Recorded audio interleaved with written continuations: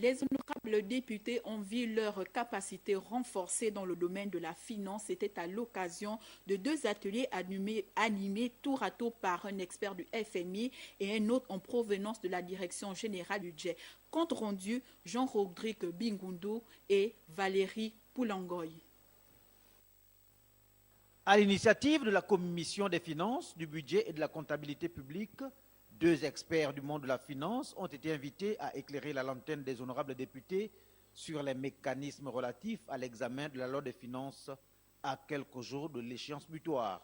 À cet effet, 2 panels, dont l'un animé par un expert du FMI, le Fonds monétaire international, a édifié les honorables députés sur la situation macroéconomique du pays et sur l'exécution de la loi des finances.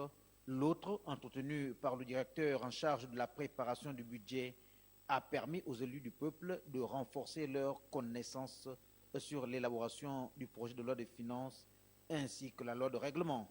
Les parlementaires aujourd'hui mobilisent nouveau à l'Assemblée nationale, donc il était nécessaire de venir leur présenter quelles sont les différentes composantes d'une loi de finances.